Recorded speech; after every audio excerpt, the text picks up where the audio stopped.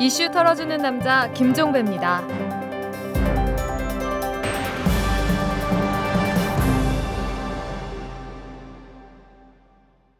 여러분 안녕하십니까? 12월 5일 목요일에 보내드리는 이탈남입니다. 자, 오늘도 SNS 한 뉴스로 시작하도록 하겠습니다. 오마이뉴스의 박정우 기자 나오셨습니다. 어서 오십시오. 네, 안녕하세요. 네, 시작할까요? 네.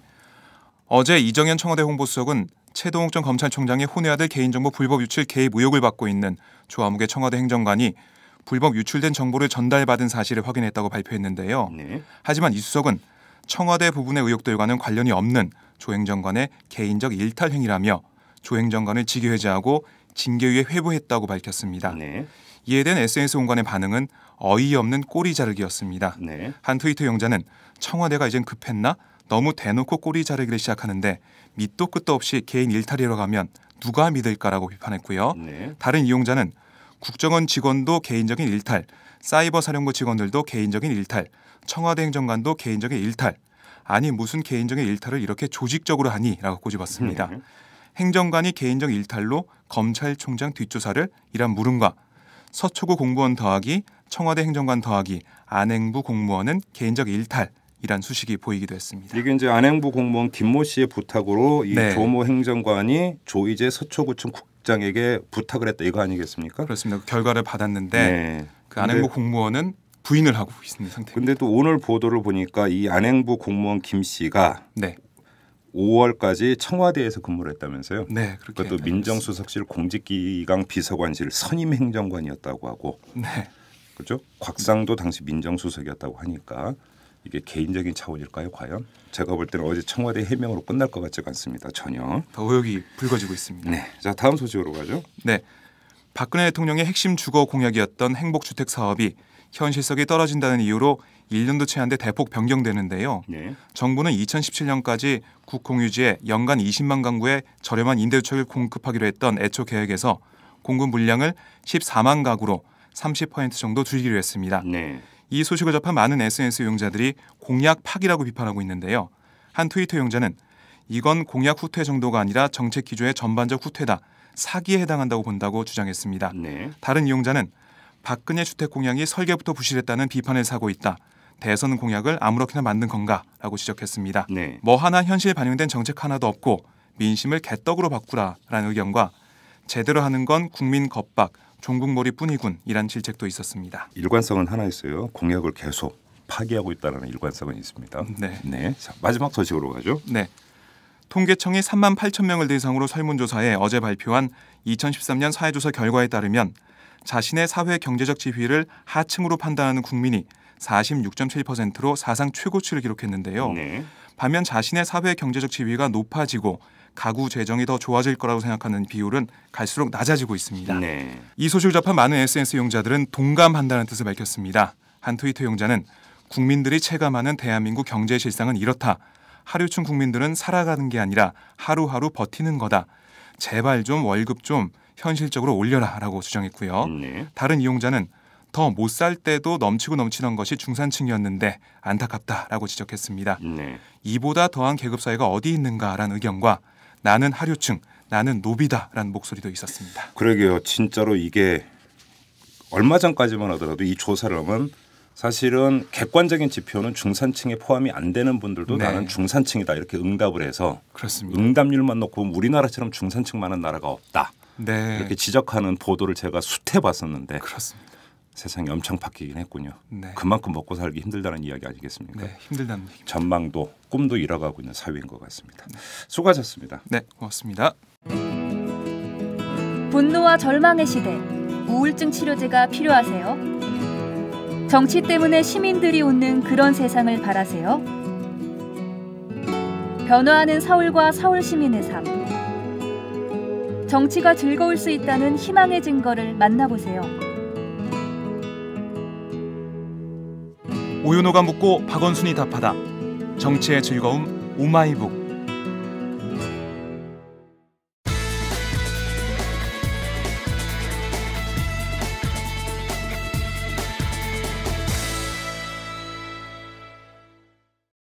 엊그제였죠. 여야 이 사자회담에서 전국 정상화를 위한 합의를 도출을 했는데요. 여기서 지금 논란이 불거지고 있습니다. 바로 이 특검 문제 때문인데 추후에 논의한다. 이런 합의에 대해서 야권, 특히 이 범야권 연석회에서 강력한 비판이 제기가 되고 있습니다. 이 특검 추진은 이 국민에 대한 약속이었는데 이것을 위반한 것이다. 이런 비판 입장이 어제 성명을 통해서 나왔죠. 자, 오늘은 이 문제를 어제에 이어서 한번 좀 짚어보도록 하겠습니다. 범야권 연석회의에 참여하고 있는 이 내가 꿈꾸는 나라의 이승환 공동대표를 전화로 연결하겠습니다. 여보세요. 네, 안녕하세요. 예, 안녕하세요, 대표님. 즉 국민에 대한 약속 위반이라고 규정을 했습니다. 이 특검 이 추후 논의에 대해서 그러면 이 이야기대로라면 특검은 사실상 물 건너갔다 이렇게 판단을 하고 계시는 겁니까? 물 건너갔다고 단정하는 거는 성급하고요. 네. 앞으로도 전국의 추이나 변화에 따라서 네. 특검과 관련된 여론이나 이런 건 얼마든지 또 고조될 수 있기 때문에 네. 그렇게 얘기하는 건 성급하다고 봅니다만 네. 다만 어쨌든 그 민주당이 그 다른 야권이나 시민사회와 충분한 논의를 거치지 않고 네. 성급하게 일단 이 합의해버림으로 인해서 네. 특히 국회 의사 일정 정상화를 합의해버림으로 인해서 네. 특검 추진과 관련된 동력은 사실상 이 많이 훼손된 거는 맞는 일 아니냐 이렇게 네. 저희들은 보고 있습니다. 네. 사자회담에 임하기 전에 민주당에서 이 범야권 연석회의에 참여하고 있는 단체나 정당을 상대로 민주당에서 우리가 이런 그 의제를 테이블에 올려서 합의를 도출하려고 한다. 이런 이야기가 전혀 없었습니까? 네, 그런 얘기가 자세히 이루어진 바는 없고요. 네. 실제 저희들이 특검과 관련된 TF를 구성해서 네. 첫 회의에서 민주당이 원내에서 여당과 협상을 주도할 수밖에 없는 현실을 인정하고 네. 또 그런 점에서 민주당이 그런 협상을 주도적으로 해나가는 것은 당연한 일이다. 네. 다만 이런 논의가 진행되는 과정에서 네. 서로 간에 이 협의를 거쳐서 예. 좀 그런 과정들이 진행됐으면 좋겠다라고 하는 것에 대한 내부 합의가 있었습니다. 그래요? 예. 예. 그런데 하여튼 그런 점을 비춰볼 때 이번 민주당의 합의는 매우 급작스러운 것이고, 네. 예. 그렇기 때문에 훨씬 더 당황스러운 게 사실입니다. 이 사자회담 합의가 엊그제 이제 밤에 이루어지지 않았습니까? 그러면 어제 오전에라도 혹시 범야권 연석회의에 참여하고 있는 그 단체나 정당에게 민주당에서 사후 설명은 있었습니까? 사후 설명과 관련해서 네. 개별적인 의원들과의 만남을 통해서 저희들이 얘기를 들은 바는 있습니다. 들은 바는 있고 또 아직 공식적으로 저희들이 논의를 한 바는 없습니다만 네. 김한길 대표께서 네. 저희들에게 협상이 진행된 경위에 대해서 네. 설명하겠다는 예. 그런 만남 제의도 있었습니다. 그랬습니까? 좀 전에 대표님께서 말씀을 하시면서 범야권 연석회의 내에 특검 TF가 꾸려졌다고 언급을 하셨는데 거기 좀 어떤 건지 좀 설명 좀 부탁드릴게요. 언제 어떤 내용으로 이게 꾸려졌던 겁니까? 저희가 11월 12일에 이제 국가기관의 이 선거 개입 진상 규명과 민주헌정 질서 회복을 위한 각계 연석회의를 네네. 민주당과 정의당 그리고 안철수 의원 그리고 저희 시민사회 종교계가 네네. 이제 공동으로 함께 이제 연석회의를 추진한 바 있습니다. 네네네. 예, 그리고 그 연석회의 자리에서 네. 진실 규명을 위한 특검 추진을 네.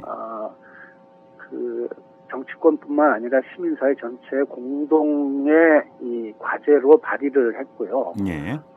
그래서 그 합의를 바탕으로 해서 네. 특검 추진을 위한 TFT를 구성을 했습니다. 예.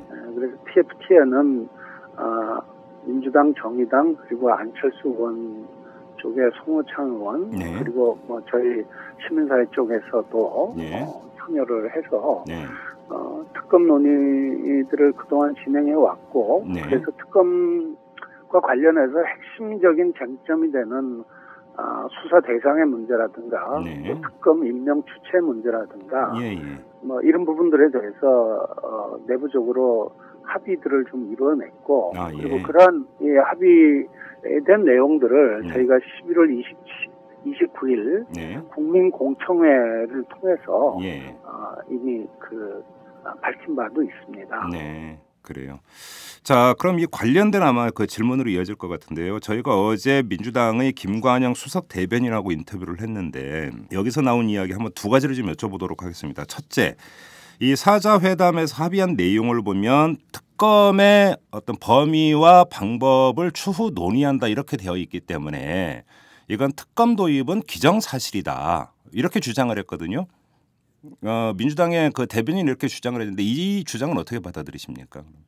뭐 민주당 입장에서는 아마 그 부분을 나름 또 성과라고 생각하고 네. 또 뭐 전혀 이 특검의 특자도 꺼내지 않았던 상황에 비하면 진전이다. 네.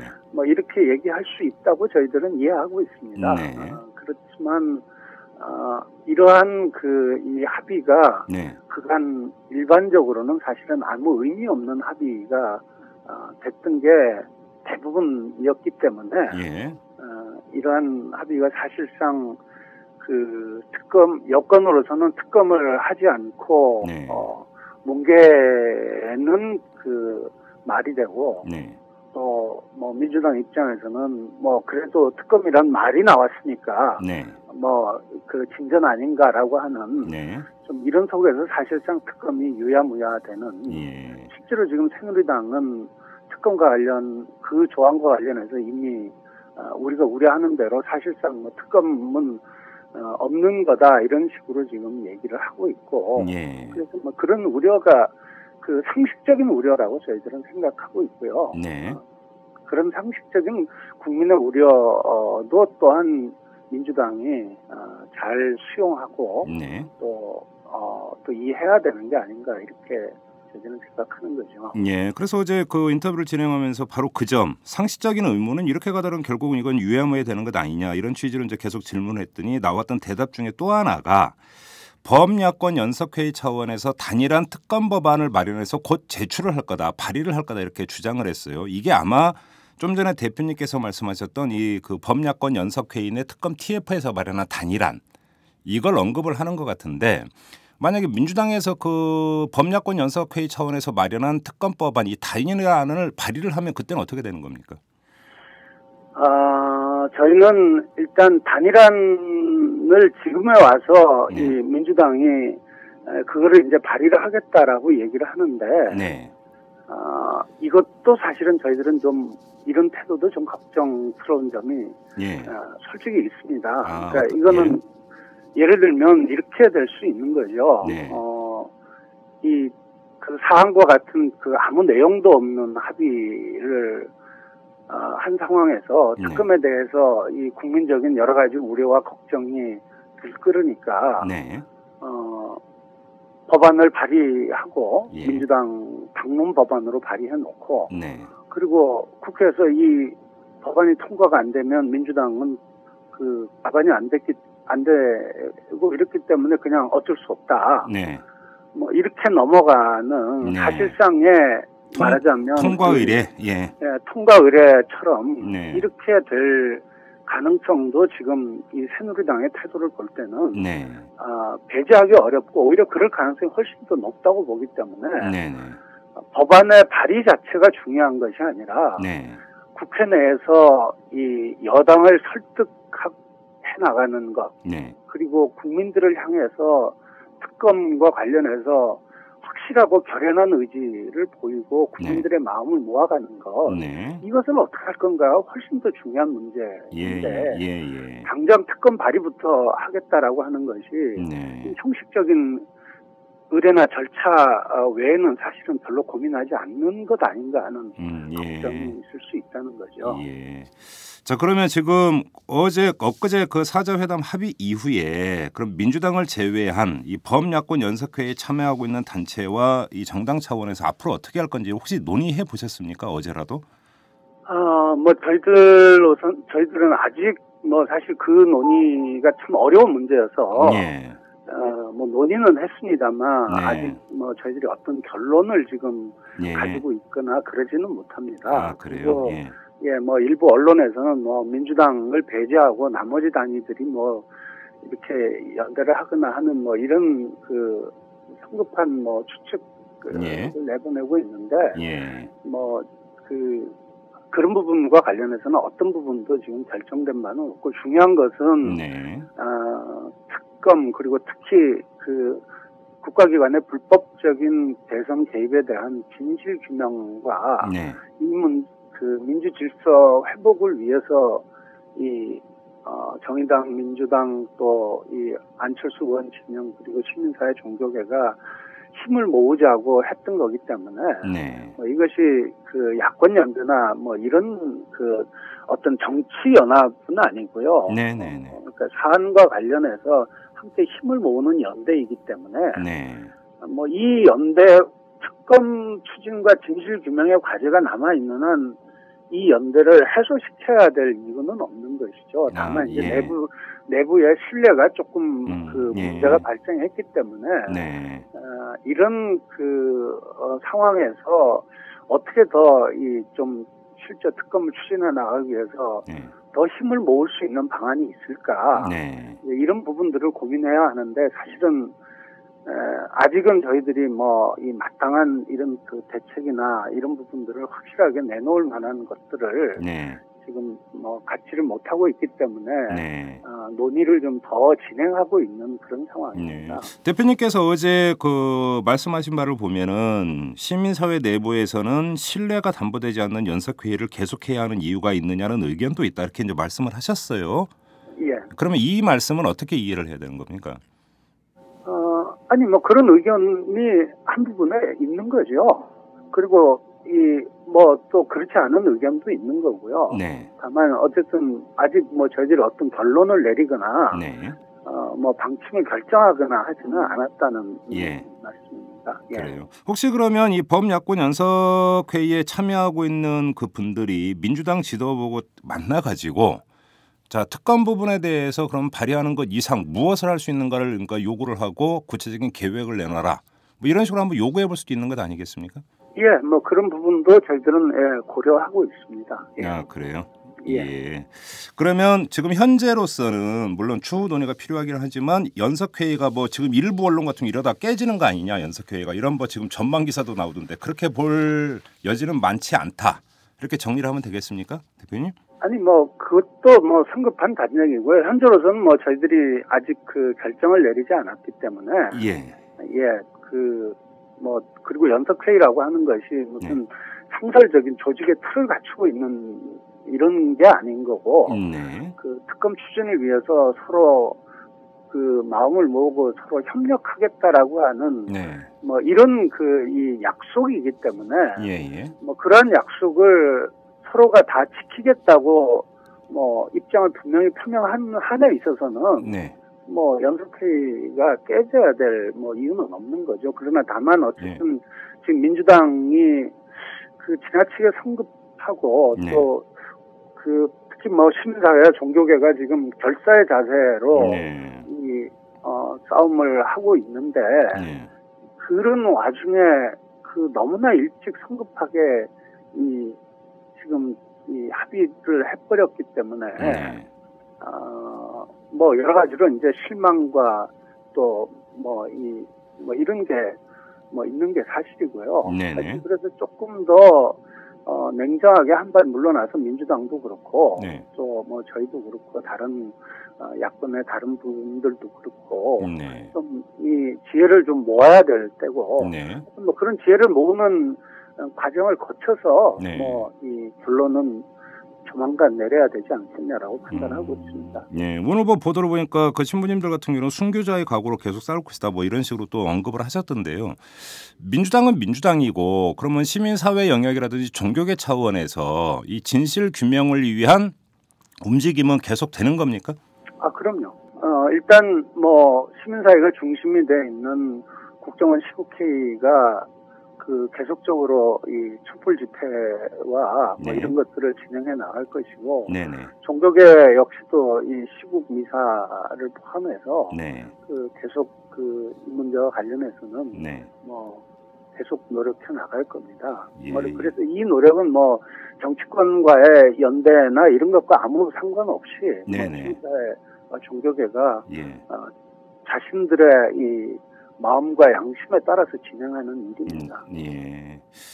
그래 좀 전에 이제 대표님께서 말씀하신 대로 시민 사회 영역도 그렇고 종교계 영역도 그렇고 이제 오히려 이제 계속 이 진실이 무엇인지를 밝혀라는 요구가 더 올라가고 있었는데 그런 움직임이 왜 여기서 민주당이 성급하게 합의를 했을까 이제 그 대표님께서도 그런 그 문제를 제기를 하셨는데 왜 그랬다고 보세요, 대표님? 민주당이? 글쎄 뭐 민주당으로서는 네. 지금 뭐 저는 아마 계속 이렇게 이 수세에 그동안 몰려왔고 네. 그 지지율 반등의 기회를 찾기가 어려웠고 네. 뭐 이러기 때문에 사실은 하나라도 성과를 빨리 내서 국민들에게 뭔가 가시적으로 보여주는 네. 이제 이런 것이 그 중요하다 이런 판단을 아마 하지 않았을까 네. 싶어요. 예. 또 뭐 다른 측면에서 보면 하여간 그 국정원 개혁과 관련해서 그 확고하게 어쨌든 이 담보를 받아낼 수 있을 때 네. 일단 그거 먼저라도 우선 예. 일단 이 성과를 만들어내고 보자. 네. 이제 이런 아마 뭐 협상하는 측에서는 그런 판단을 했을 것 같고요. 네. 그러나 이제 다만 좀 우리 국민들의 입장과 시각에서 보면 네. 민주당이 너무 그 일찍 서둘러서 네. 성급하게 일단 협상을 했고 사실은 이 문제와 관련해서 뭐 아까도 말씀드렸지만 시민사회가 어제 그저께 기자회견도 했고 또 지금 뭐 종교계가 계속 저렇게 확산되고 있는 상황에서 네. 그런 그 힘을 바탕으로 해서 좀 더 협상을 더 분명하고 당당하게 할 수 있었음에도 불구하고 너무 성급하게 했다라는 점과 그다음에 무엇보다도 민주당은 야권의 중심 세력으로서 네. 시민사회와 종교계 그리고 각 그 야권의 다른 정치 세력들과 충분히 소통하고 서로 협력하면서 리더십을 발휘해 나가야 함에도 불구하고 네. 뭐 그런 노력이 부족했고 또 당 내부로 보면은 사실은 여러 가지 뭐 다양성 속에서 이 단합하고 이 통합된 지도력을 만들어 가야 하는데 네. 뭐 저희들이 볼 때는 사실은 이해가 안 되는 네. 많은 여러 가지 돌출들이 나타나고 예. 뭐 이런 부분들이 사실은 좀 민주당에 대해서 국민들이 많이 걱정하는 측면들이 아니겠는가. 그래서 어쨌든 저는 이번 12.3 합의 뭐 결과에 대해서 뭐 좋냐 나쁘냐를 떠나서 네. 뭐 이것을 90%의 성과다 이렇게 자찬하기 전에 네. 좀 새로운 정치와 국민들이 지금 이 박근혜 정부 하에서 느끼고 있는 좌절과 실망감을 넘어서 네. 새로운 희망을 가질 수 있는 뭐 이런 정치 세력으로서의 좀 스스로의 모습들을 가다듬어가는 네. 좀 이런 계기로 또 삼았으면 좋겠다. 네. 뭐 이런 뜻이 좀 있습니다. 국정원 개혁 특위에서는 어떻게 좀 성과가 나올 거라고 그렇게 보십니까, 대표님? 지금 일단 국정원 개혁 특위와 관련된 합의는 12.3 합의는 분명한 진전이 있는 거죠. 네네. 분명한 진전이 있는 건데 네. 사실은 그동안 특위가 성과를 내지 못한 경우도 많이 있습니다. 그렇죠. 예. 예, 실제 뭐 지난번 국정조사도 그렇고 과거에 언론과 관련된 네네. 합의도 그렇고 예. 그래서 저는 일단 합의는 진전된 합의이면은 분명하지만 예. 이것이 새누리당이 과연 얼마나 이 합의 정신에 충실하게 이 특히 구성과 이 결과를 만들어내는데 노력할 것인가라고 하는 부분에 대해서는 예. 저희들은 뭐 여전히 의구심을 가지고 있기 때문에 이 특위의 합의를 만들어내기 위해서도 저는 민주당이 이번 합의의 성과에 자족하기보다는 네. 더 결연한 마음과 각오를 가져야 되는 거 아닌가 이렇게 생각하고 있습니다. 알겠습니다. 대표님 말씀 여기까지 듣도록 하겠습니다. 고맙습니다. 네. 이슈 털어주는 남자 김종배입니다. 냉철한 분석, 깊이 있는 통찰로 우리 사회 현안을 털어드립니다.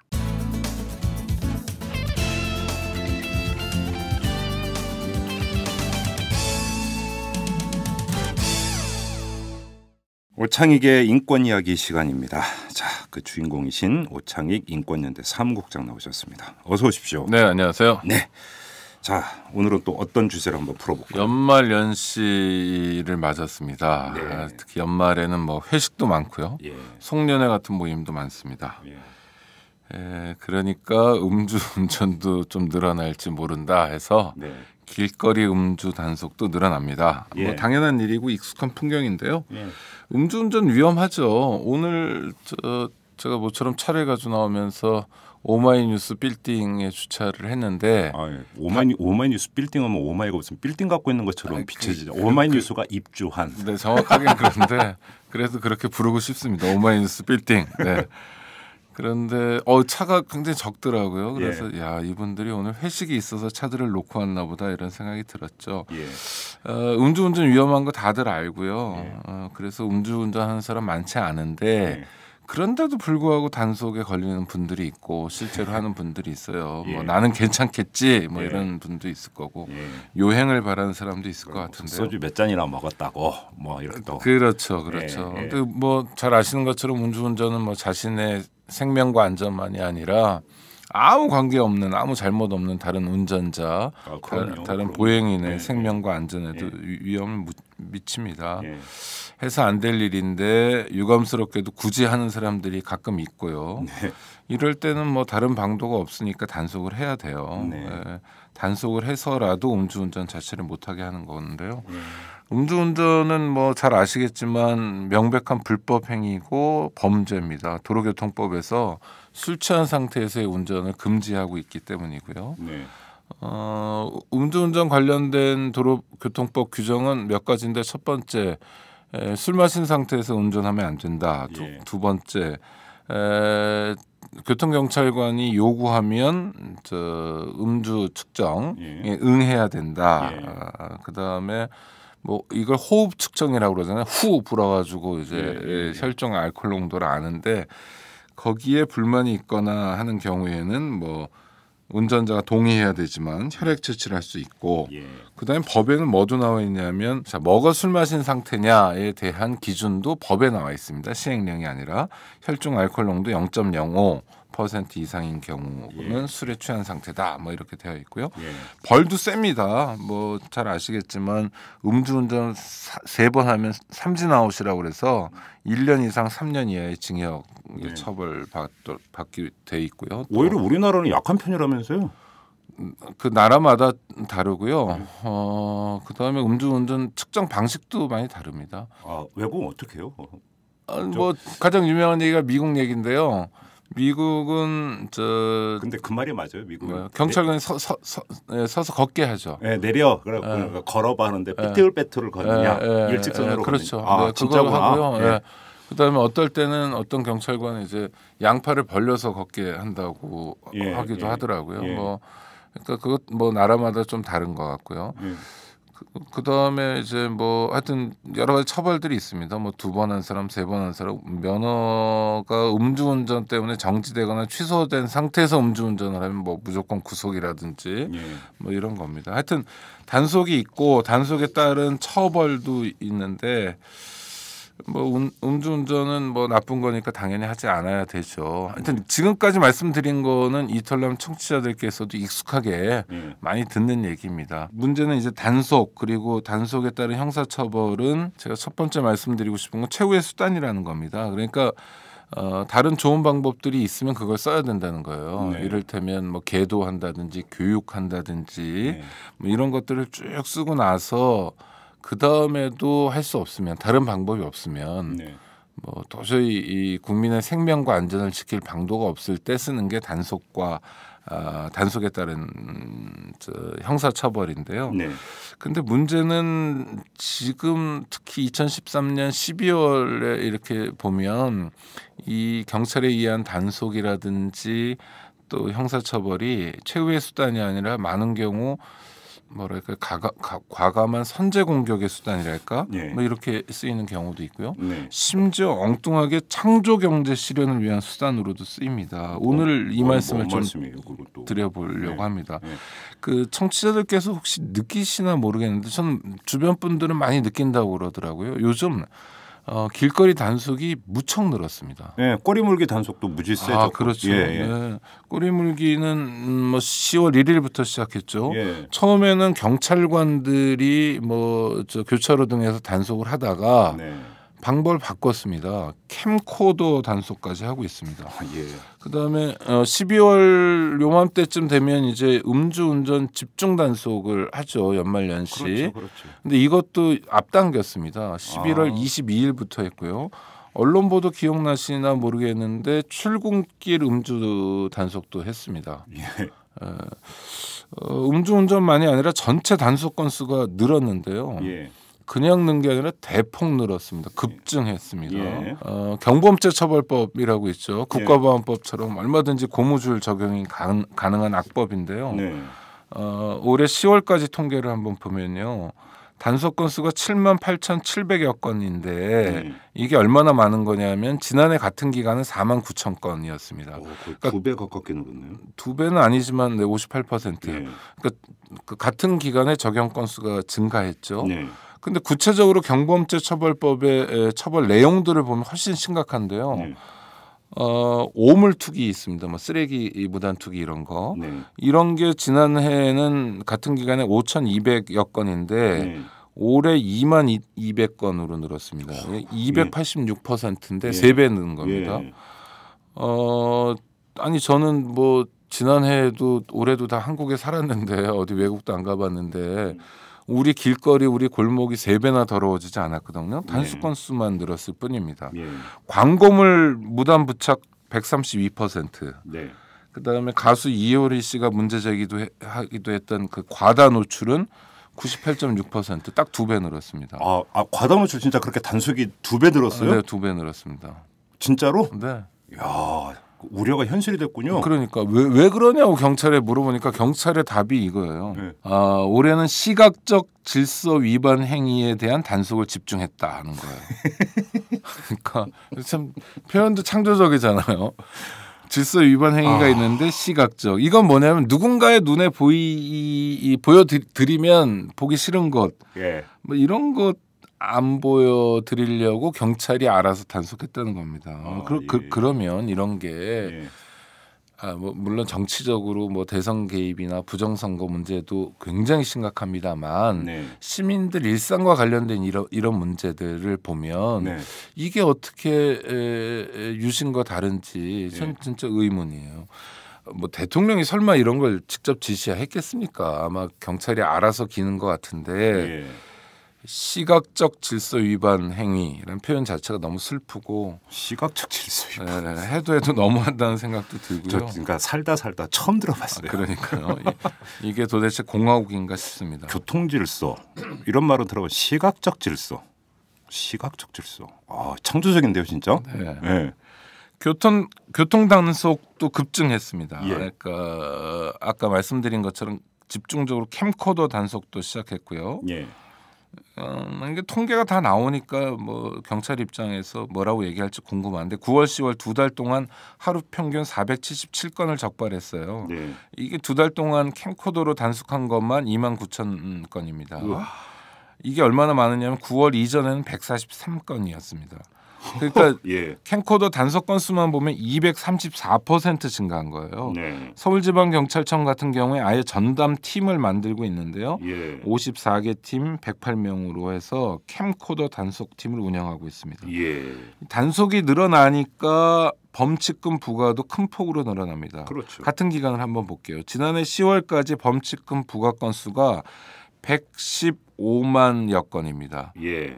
그런데 올해는 같은 기간에 범칙금 부과 건수가 217만 건입니다. 네. 88.7% 2배 가까이 늘었습니다. 예. 이건 완전히 폭증입니다. 다시 한번 말씀드립니다만 지난해 2012년보다 2013년이 우리가 사는 세상이 2배로 무질서해지거나 2배로 혼란스러워진 게 아닙니다. 네. 교통범칙금도 뭐 119억 원에서 425억 원, 257% 증가했고요. 네. 또 파파라치 같은 것도 경찰에서 장려하고 있습니다. 네. 시민 제보를 장려합니다. 저 며칠 전에 길 가다 봤어요. 어떤 양복 입은 아저씨가 파파라치 같더라고요. 그러니까 그 길가에 무단 주차한 택시를 찍더라고요. 네. 택시기사 아저씨가 열받아갖고 내려갖고 막 서로 고성을 오가면서 싸우는 걸 제가 봤어요. 그러니까 시민이 시민을 고발하게 하는 사회는 건강한 사회는 아닙니다. 네. 그러니까 하여튼 단속 건수가 늘고 범칙금 부과가 늡니다. 네. 이것에 대해서 왜 그러냐 경찰에게 물어봤어요. 경찰의 답변은 늘 하여튼 기발하고 뭐 재밌는데요. 네. 뭐라고 그러냐면 올해 말고 지난 2년 동안 2011년, 12년 네. 이 2년 동안 단속보다는 국민과의 소통 위주로 근무했다는 거예요. 예. 그래서 범칙금 부과가 줄었다. 예. 하지만 단속이 느슨해지니까 교통사고가 늘었고 예. 그래서 다시 단속을 강화할 수밖에 없었다. 이게 경찰의 공식적인 입장입니다. 간단히 정리하면 이런 거예요. 국민하고 그러니까 말로 잘 풀려고 했는데 말을 안 들으니까 네. 단속한다 이거잖아요. 그렇죠. 그러니까 단속한다는 게 교통사고 건수가 늘어서죠. 네. 정말 늘은 날을 한번 들여다봤어요. 예. 2012년 전체 교통사고 건수가 22만 3천 건 뭐 이렇습니다. 3천여 예. 건. 그런데 그 전해 2011년보다 얼마나 늘었냐면 0.9% 늘었습니다. 겨우. 제자리구먼요. 그러니까 이 정도면 차량 증가 비율에도 못 미치는 겁니다. 그렇죠. 예. 네. 그러니까 차가 늘어난 것보다 교통사고가 늘어난 게 더 적었습니다. 네. 경찰의 설명은 완전한 거짓말입니다. 네. 단속이 느슨해지니까 교통사고가 늘지 않았고요. 교통사고는 최소한 안정적으로 관리되고 있고요. 네. 특히 교통사고 사망률은 줄어들고 있습니다. 예. 여기서 멈추지 않습니다. 경찰청은 아예 과태료 징수 목표를 정해놓고 있습니다. 예.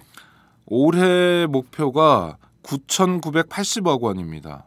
과태료 징수 목표가요. 1조 원이네 1조 원. 1조 원에서 20억 원 모자라는 금액인데 예. 이게 무슨 홈쇼핑에서 물건 파는 것도 아니고 예. 1조 원이면 1조 원이지 20억 빼고 9,980억 원. 그러니까 누구 놀리는 것 같은 생각이 들어요. 아니 그렇지 않습니까? 1조 원하고 20억 원 차인데 우린 1조는 아니고 그거보다 적은 몇 천억 원을 걷는다는 건지. 예. 9,990억으로 하지 왜. 아니 그러니까 원래 끝자리가 9로 가야 돼. 참 정말 재밌는 이게 한간에 네. 그런 얘기 돌잖아요. 재정이 부족하니까. 네. 이런 표현 쓰면 안 되지만 한간에 도는 걸 저는 인용하는 겁니다. 네. 국민 삥 뜯는 거 아니냐. 이런 얘기가 나오잖아요. 네, 나오는데요. 예. 아니라고 말할 근거가 별로 없는데 조금 이따 그 말씀을 설명해 드리도록 하겠습니다. 자, 일단 지금 제가 뭐라고 말씀드렸냐면 경찰청에서는 과태료 징수 목표액을 설정해 뒀다는 거예요. 네. 과태료라는 게 뭡니까? 질서 위반 행위가 있으면 적발하고 네. 그것에 대해서 행정벌을 물리는 거잖아요. 그렇죠. 과태료는 사후적인 거예요. 그렇죠. 위반 행위가 있고 결과적으로 과태료 부과가 되는 겁니다. 결코 목표를 정해놓을 수 없는 거예요. 그렇죠. 그러니까 목표를 정해놓으니까 어떻게 되냐면 목표를 맞춰야 되잖아요. 네. 그러니까 문제가 생기는 겁니다. 그러니까 이제 단속이 늘어나는 거죠. 그렇죠. 예. 과태료를 실제로 1조 원을 걷어들이겠다고 하니까 아마 걷어들일 거고 네. 또 이분들은 초과 달성 이런 거 좋아하니까 좀 더 걷을 겁니다. 예. 실제로 과태료 징수 결정액도 늘었습니다. 네. 올해 9월 말까지 그러니까 3분기까지 과태료 징수 결정액이 1조 6천억인데 결정액이라는 건 뭐냐면 부과했다는 거예요. 그러니까 이제 그러니까 과태료 내라고 통지한 거죠. 네, 통지한 게 1조 6천억 이야. 정도 됩니다. 예. 실제로 올해 걷겠다는 건 한 1조 되고요. 예. 근데 이게 얼마나 많은 거냐면 지난해 같은 기간 9월 말까지 3분기까지의 과태료 징수 결정액을 넘어선 겁니다. 그렇죠. 그러니까 예. 지난해 전체 예. 올해 3분기만 하더라도 지난해보다 많은 거예요. 예. 도로에서 생존을 이어가야 되는 분들이 있습니다. 도로에 사는 분들. 뭐 택배기사 아저씨라든지 뭐 화물차 운전자 아저씨라든지 네. 이런 분들 다 그렇죠. 버스 택시 그렇죠. 운전하시는 분들. 예. 대체로 소득이 많지 않죠. 그럼요. 서민들입니다. 많이 벌지 못하고요. 네. 요즘처럼 경기가 안 좋을 때는 더군다나 벌이가 빤합니다. 네. 그런데 이런 분들 입장에서 교통 단속을 당하면요. 그리고 범칙금을 내게 되면 뭐 정말 괴롭습니다. 네. 뭐 회사 택시 운전자인 경우에 범칙금을 대신 내주는 회사는 없거든요. 그렇죠. 하루 일당 다 날아가는 거죠. 오로지 자기 주머니에서 털어내야 됩니다. 예. 뭐 진짜 아무 과장도 없이 생계가 막막해지는 거예요. 네. 이런 집중적인 단속 문제가 있습니다. 예. 그러니까 질서가 문란해지고 위험이 커지고 네. 그러니까 뭔가 우리 사회가 대처하지 않으면 안 될 상황이기 때문에 경찰이 대응하는 거면 예. 반대하지 않아요. 예. 음주운전 사고가 심각해지고 뭐 사망자가 늘어나고 있는데 국가가 아무 일도 안 한다. 그럼 국가가 아니죠. 그렇죠. 단속하라는 거예요. 네. 그래서 국민들이 그런 권한을 위임해 준 겁니다. 그렇지만 지금은 달라도 너무 다른 게 목표를 정해놓고 단속을 하는 겁니다. 자, 그러면 왜 그럴까요? 경찰이 이야기한 건 좋게 말로 풀려고 했는데 안 돼서 이건 네. 경찰 얘기고 그건 거짓말이고요. 실제 네. 이유로 한번 들어가 봅시다. 이유가 뭡니까? 첫 번째, 예. 올해는 지난해와 달리 선거가 없는 해입니다. 지난해는 총선 대선이 있었잖아요. 그렇죠. 우리 국민들은 4년에 한 번, 5년에 한 번 네. 있을 유자를 써서 유권자가 되잖아요. 네. 그동안은 권리가 없는 사람들이에요. 무리한 단속을 하면 여당표가 떨어집니다. 네. 그러니까 여당을 지원, 지지하고 싶은 경찰 입장에서 무리한 단속을 지난 해는 안 했다가 아하. 올해 하는 겁니다. 예. 올해는 선거가 없으니까 예. 시민들을 의식할 필요가 없는 거니까 예. 이렇게 폭력적으로 변할 수도 있는 겁니다. 예. 두 번째 이유는요. 예. 정권 초마다 나타나는 반복되는 현상인데 예. 예외도 좀 있었습니다. 김대중 노무현 정권 초에는 그런 일이 없었는데 일종의 시민을 대상으로 한 군기잡기를 합니다. 어허. 법질서 확립 이런 거를 대통령이 강조하는 거죠. 그렇죠. MB 정부 때도 초기에 그랬고. 아 그렇죠. 예. 그분께서는 뭐 질서만 잘 지키면 GDP 1%가 늘어난다 이런 황당한 말씀도 하셨어요. 예. 그러니까 그분이 747 하면서 뭐 매년 7% 성장하겠다고 그러는데 네. 안 된 건 다 국민 탓이죠. 국민들이 질서를 안 지켜가지고 말도 안 되는 소리죠. 예. 박근혜 대통령도 이런 면에서 전혀 다르지 않습니다. 네. 그러니까 뭐 100% 대한민국 이런 말씀도 하셨는데 이게 대통령이 보시기에 질서 정연한 조금의 무질서나 혼란도 없는 네. 특히 뭐 정치적 반대도 없는 이런 나라 네. 이런 걸 원하는 것 같다는 느낌이 들어요. 그래서 정권 초에 되면 질서 잡기가 급증합니다. 네. 이거 굉장히 참 뭐랄까요? 우리가 주권자로서 이렇게 정권의 군기잡기의 대상이 돼야 되는지 네. 저도 군대 갔다 온 지 20몇 년이 지났는데 아직도 군기잡기의 대상이 돼야 되는지 좀 예. 슬픕니다. 예. 세 번째 이유, 아까 말씀하신 그 이유가 맞습니다. 실질적인 측면이에요. 예. 이게 제가 박근혜식 창조 경제라고 이야기하는 겁니다. 그냥 말장난하고자 하는 것도 아니고 예. 뭐 비비 꽂아하는 것도 아닙니다. 이건 네. 명확한 사실입니다. 예. 지금 경기가 부진하잖아요. 부동산 거래 별로 없죠. 네. 부자 감세를 정상화하지도 않았어요. 네. 공약은 많이 했는데 세수가 부족합니다. 법인세도 뭐 많이 안 받고 네, 네. 뭐 방법이 없죠. 세금을 늘려야 해요. 네. 그런데 세금 늘리는 것에 대해서는 부자는 물론 중산층들도 조세 저항이 있잖아요. 네. 그러니까 뭐 세금도 못 늘리고 그러니까 부족한 세수를 메울 방법이 없는 겁니다. 그럼 호주머니 터는 겁니까? 그래서 그렇죠. 예. 당장 뭐 10조 원 정도 부족하다 이런 얘기들을 하는데 네, 네, 네. 벌과금, 범칙금 뭐 이런 거 가지고 세수 부족을 메꾸자는 겁니다. 아, 그래서 1조. 예. 아니 그 1조는 이제 과태료, 경찰청이 부과하는 과태료만이 1조고. 그렇고요. 예. 전체 예산 규모가 어마어마한데요. 네. 지금 2014년 내년 예산안이 제출됐잖아요. 예. 그걸 보면 벌금 및 몰수금, 그러니까 이렇게 뭔가 국민이 잘못했거나 해서 예. 국민에게 돈을 받는 경우 예. 전체 예산이 20조 8천억 원입니다. 1년에 걷어들이는 게요? 네, 목표가요. 이걸 이제 이건 세금 외 수입이니까 예. 세외 수입이라고 하는데 이게 예. 계획이고요. 예. 2013년 올해 예산안에는 20조 1천억 원이었습니다. 여기서부터 이제 7천억 원 늘려 잡은 거고요. 예. 2012년에는 17조 7천억 원이었습니다. 예. 그러니까 2012년 대비로 계산해 보면 무려 3조 1천억 원을 증가한 겁니다. 네. 여기엔 이제 과태료도 들어가고 과태료 벌금 다 벌금 포함해서 다 들어간 거, 몰수 뭐 예. 이런 거 다 예. 들어가는 겁니다. 그러니까 과태료, 벌금 등의 수익을 통해서 부족한 세수를 늘리려는 거죠. 네. 정말 창조적 발상이잖아요. 혹시 검찰이나 경찰에서 네. 대통령께서 세수 부족으로 걱정하실 테니 네. 알아서 저는 뭐 이런 환경을 조성하는 거라고 봐요. 예. 굉장히 무서운 일입니다, 이게요. 벌금 같은 경우에는요 내지 않으면 교도소 가잖아요. 그렇죠. 노역에 처해지고 막 이러죠. 네, 지난 5년 동안 통계를 보면요 네. 매년 4만 1,000명의 시민들이 오로지 벌금을 못 내서 교도소에 갑니다. 네. 뭐 죄질이 나쁜 것도 아니고 특별히 위험해가지고 사회와 꼭 격리해야 될 사람들도 아니고 네. 그저 돈 없어서 가는 거예요. 가난해서 가는 거예요. 네. 자, 그럼 하고자 하는 얘기는 뭡니까? 국가가 교도소 가기 싫으면 벌금을 내라는 거예요. 예. 과태료를 안 내면 과태료는 뭐 그 교도소에 보내지는 못하잖아요. 압류 대신 들어오죠. 압류 들어오죠. 압류도 늘었어요. 예. 경찰청 통계를 보니까 올해 7월까지 2,313억 원 네. 과태료 체납액에 대한 압류 조치를 했습니다. 이게 얼마나 많은 거냐? 이것도 지난 한 해 동안 전체 액수가 2,562억 원이니까 예. 7월 달까지 한 게 지난해 전체와 비슷한 규모입니다. 하여튼 거듭 말씀드리고 있는 건 급증입니다. 네. 그렇네요, 진짜. 네. 예. 그러니까 사회 공동체 유지를 위해서 꼭 필요한 일을 하는 게 아니라 국가가 이럴 땐 전문 용어를 써야 되는데요. 예. 시민을 상대로 해서 삥을 뜯는 겁니다. 참.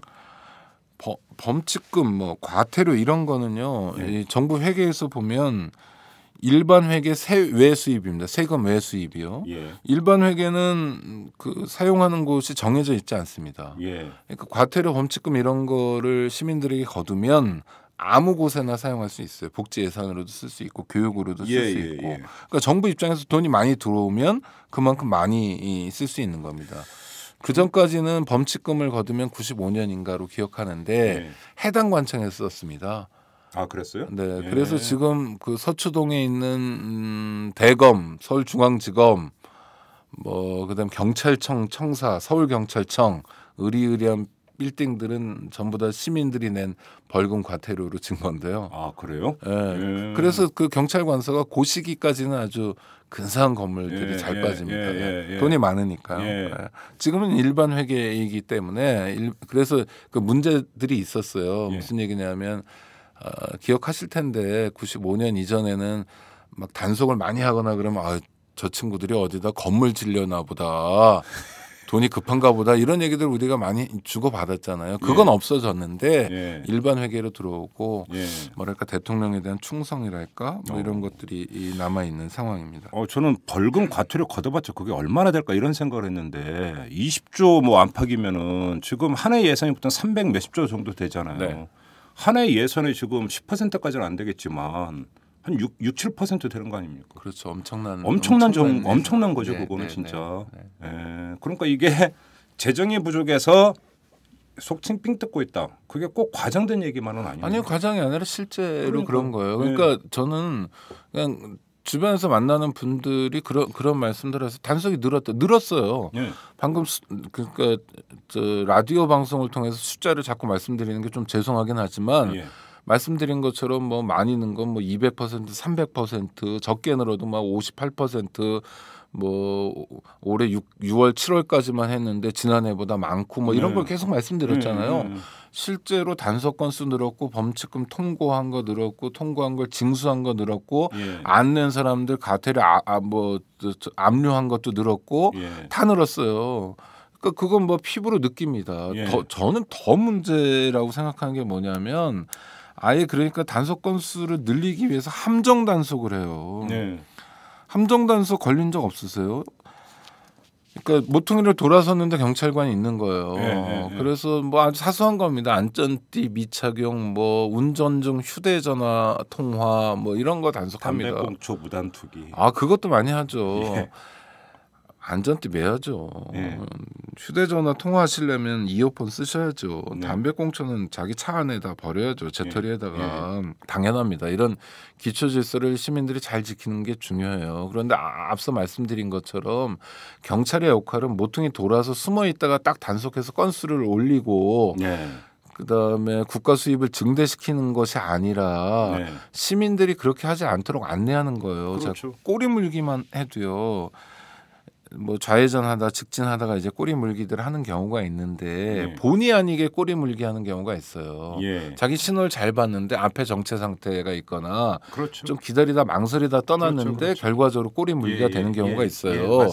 그럼 꼬리 물기 했나 안 했나를 가지고 그 다음에 경찰관이 단속하는 것보다 교차로인 경우에는 앞에 서서 경찰관이 잘 지시해주면 되거든요. 그러니까 지금 뭐 전체 교통 상황을 보거나 또 그분들은 무전도 하니까 앞에 운전자로선 보이지 않는 앞에 도로 상황이나 이런 걸 파악한 다음에 뭐 수신호로 해줄 수 있잖아요. 건너면 안 된다거나 그러면 경찰관이 교차로에서 건너지 말라고 신호를 하는데도 마구잡이로 건너는 시민이 있냐는 거예요. 없죠. 무서워서라도 못 하잖아요.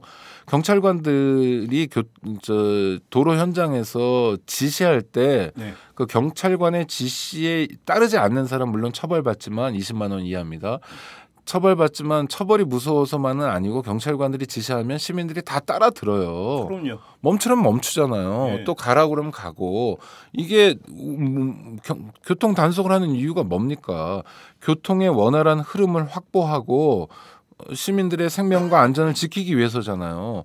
그럼 교통경찰관들이 해야 될 일이 함정 단속하는 게 아니라 앞으로 나와가지고 그런 상황 자체가 벌어지지 않도록 하는 거잖아요. 이거를 경찰은 아까 뭐라고 표현했냐 하면 지난 2년 동안 국민들과 소통 위주로 뭐 단속을 했다는라고 표현하나 봐요. 그게 소통 위주인지 뭐라고 이름을 붙이는 게 맞는지는 모르겠으나 그게 경찰이 해야 될 일입니다. 근데 이렇게 안 하고 있잖아요. 함정 단속은 정말 잘못된 일이에요. 저는 얼마 전에 3호 터널을 이렇게 통과하는데 그 전에는 음주 단속을 어디서 했냐면 터널 입구에서 했어요. 근데 입구에서 하면 아무래도 다른 쪽 진행 방향으로 이게 오는 운전자들 경우에는 음주운전 하는지 안 하는지 알 수 있었나 봐요. 그래서 핸들을 돌려버린다. 뭐 그럴 수도 있으니까. 하여튼 지금은 어디서 하냐 봤더니 3호 터널 안에서 하더라고요. 터널 안에서요? 게이트 안에서. 그래요? 거기서는 뭐 차를 돌릴 수는 없죠. 그러면 약간 위험하다는 생각도 들고요. 또 하나는 터널 안이라는 공간이 이 공기도 나쁜데요, 그렇죠? 그럼요. 거기 지나다닐 때 우리가 다 창문도 올리고 그러지 않습니까? 배기가스도 많이 고여 있고 환풍이 된다고 하지만 좀 부족하고 거기서 단속 업무를 하는 경찰관들은 무슨 죄인가 싶더라고요. 그러니까요. 그게 뭐 그거 한다고 월급 더 나오는 것도 아니고 뭐 상부의 지시로 나가서 하고 있는데 이게 뭐냐면 그러니까 건수로 관리하는 겁니다. 어떤 단속팀이 뭐 거기는 관내가 남대문 경찰서일 텐데 몇 팀이 나갔단 말이에요. 근데 니네는 왜 3시간 동안 4시간 동안 근무했는데 단속 건수가 이거밖에 안 되냐 설명하라는 거예요. 경찰 행정이 보통 그렇게 진행됩니다. 어떻게 설명해요? 설명할 수 없잖아요. 오늘따라 음주 운전한 분들이 많이 없었던 거죠. 그럼 교통경찰관들도 그런 거 가지고 하소연하는 걸 제가 많이 들었는데요. 예를 들면 새벽 2시에 끝나야 될 음주 단속이 오로지 건수를 못 채워가지고 3시, 4시, 5시까지 가는 경우도 있다는 거예요. 중요한 건 그 음주 단속 활동이 아니라 그 활동하는 시간 동안 대체로 몇 건이 나와야 되는데 건수가 안 나오는 경우에는 연장 근무도 한다는 거죠. 그러니까 그 건수로 관리하는 사회 이건 굉장히 잘못된 사회이고 그 한복판에 우리가 살고 있다는 겁니다. 결론적으로 서민 증세구만 서민 증세. 그렇죠. 서민 삥뜯기. 그렇죠. 뭐 세금은 물론 아니긴 합니다만. 그래서 세금 고액 체납자 끝까지 추적을 해갖고 탈탈 털어서라도 그 세금 받아내는 경우. 아니 그건 좋아요. 그런 거 그런 거부터 하라는 거예요, 제가. 그런 거에 행정력을 집중하고 그러면 좋은데 지금 뭐 경찰 증원도 박근혜 정권이 결정해가지고 네. 매년 지금 3,000명 정도씩 증원을 합니다. 네. 다른 공무원 정원은 다 동결됐고 심지어 이 세수가 부족하니까 올해는 무슨 얘기도 나오냐면 공무원 정원을 축소하겠다라는 얘기도 나옵니다. 네. 그리고 이 공무원 사회에 공직 사회에서 뭐 비정규직을 쓴다거나 또는 무기계약직 사실상의 비정규직 형태로 채용하거나 이런 경우도 많잖아요. 그런데 유독 경찰관만 매년 3,000명씩 엄청난 수를 지금 증원해주고 있습니다. 그런데 저는 경찰관 증원도 문제인 게 무슨 정말 위험이 커지거나 살인 사건이나 강간 사건이 막 급증해서 시민들의 불안이 커지는 상황이 아니고요. 교통사고가 급증해가지고 도로에서 질서를 잡아야 될 상황도 거듭 말씀드립니다만 아니에요. 그러면 그 경찰관 증원이 결국은 시민들 상대로 해서 도로에 삥을 더 뜯으려고 하는 거냐라는 의심까지 든다는 거예요. 이런 의심에서 뭐 자유롭고 싶겠죠. 이런 얘기를 하면 아니라고 부인하겠죠. 그러면 아니라고 부인하는 근거를 대야 됩니다. 그 근거가 뭐 교통사고가 늘었다는 거짓말도 아니어야 하고. 그렇죠. 근데 근거가 없어요. 지금까지 여러 차례 경찰에서 이에 대해 설명한 바 있습니다만 정말 말도 안 되는 얘기들을 반복하고 있습니다. 야, 그래요. 호주머니만 더 가벼워지고 있는 거죠. 서민 입장에서는. 그렇죠. 그리고 진짜 이런 게 모욕감이에요. 아까 오물투기 말씀을 하셨는데 물론 모든 기초 법질서를 잘 지키면 안 걸리면 되죠. 안 걸리면 되는데 근데 이제 요즘 그런 얘기가 많이 나오죠. 쓰레기나 뭐 휴지 같은 거를 버리고 싶은데 쓰레기통을 찾지를 못해서. 네. 그죠? 네. 그리고 저 기발한 상상을 하시는 분들도 있어요. 자꾸 쓰레기를 길거리에 버려줘야 또 청소도 하고 그래 고용이 창출된다. 이건 약간 프랑스식 같은데 하여튼 뭐 안 버리고 뭐 담배 피시더라도 꽁초가 있으면 자기 담배갑에 넣거나 간이용 재터리도 있으니까 그런 걸 활용하셔야죠. 그건 뭐 시민이 당연히 지켜야 될 공중도덕인데 시민이 한 5천만 명쯤 되면 공중도덕을 안 지키는 사람도 뭐 있는 겁니다. 또 뭐 본의 아니게 못 지키는 경우도 있고요. 그런데 저는 왜 모욕감을 느끼냐 하면 제가 시민으로서 국가에서 받는 대접이 너무 시원치 않다는 거예요. 정말 제대로 된 서비스가 아니라 정권 초라고 질서 확립하겠다고 군기 잡고 법 질서가 확립돼야 되면 정말 중요한 질서들이 확립돼야 되잖아요. 이 정치적인 얘기를 하려는 게 아니라 부정선거 의혹이 많고 뭐 댓글만 121만 건 뭐 리트윗만 121만 건 뭐 이런 얘기를 하는 상황에서 이게 전혀 안 풀리고 있는 게 벌써 1년째인데 최소한 국민의 절반들이 관심 갖고 있는 매우 중요한 사안도 안 풀리고 있는데 이렇게 시시콜콜한 일 가지고 시민들을 괴롭히고 그런 게 모욕이라는 거죠. 그렇죠. 국가의 존재가 인권으로 설명하면 이렇습니다. 그냥 개인들이 살려면 힘든 경우가 많아요. 승자 독식 사회니까 경쟁에서 떨어진 사람들, 패자부활전도 없는 사람들의 입장에서 누구의 도움도 없이 살기에 가족들의 힘만으로 돌파하기에는 그분이 아무리 성실해도 불가능한 경우도 있고 너무 어려운 경우가 있다는 거예요. 그러면 삶이 굉장히 모욕적이잖아요. 가난한 건 현대사회에서 완전히 벌입니다. 벌. 계속 가난하면 이중처벌, 삼중처벌이고 그런 분들이 그런 사람들이 누구나 다 가난해질 수 있고 중산층이 빈곤층으로 전락하는 거 아주 쉬운 일이고 하니까 너무 모욕적으로 너무 비참하게 살지 않기 위해서 만들어낸 제도가 현대국가예요. 그런데 현대국가가 일상적으로 길거리에서 시민들을 모욕하는 겁니다. 삥 뜯는 거고요. 이게 독재입니다. 이게 독재고요. 이게 팔소예요.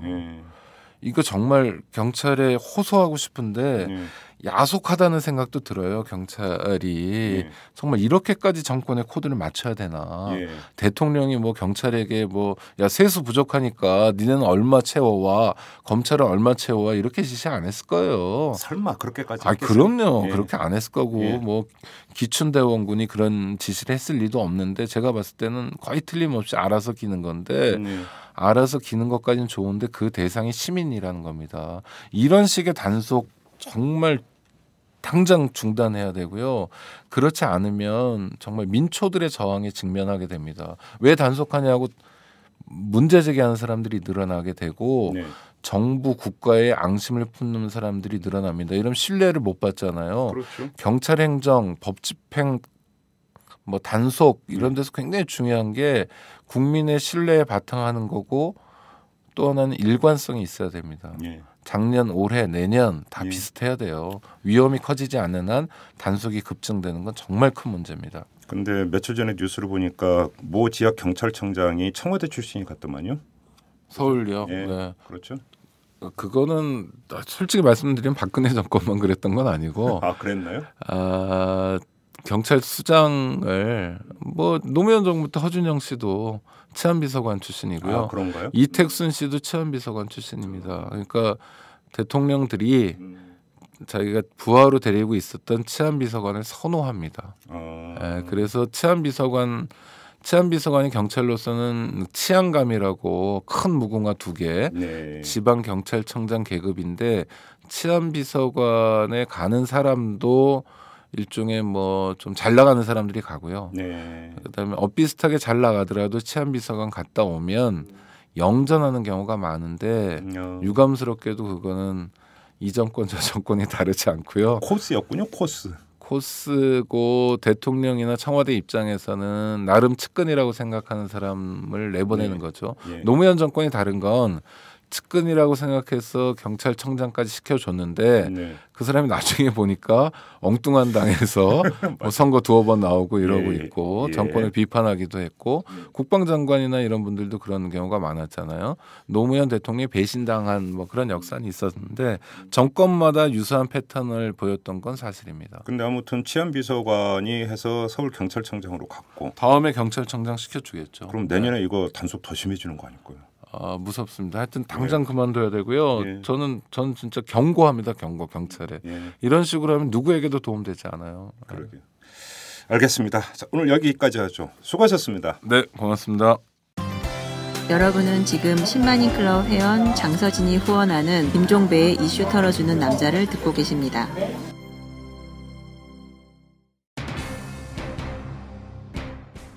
네, 하늘이 뿌였습니다. 이게 안개 같지는 않고 뭐 보도로 보면 스모그가 몰려오고 있다고 하죠. 사실 그런 게 좀 저도 좀 목이 좀 따끔거립니다. 여러분 건강 관리 잘 하시고요. 자, 내일은 이탈남 보이는 팟캐스트로 방송이 나갑니다. 자, 여러분 오늘 방송 여기서 마무리하겠습니다. 고맙습니다.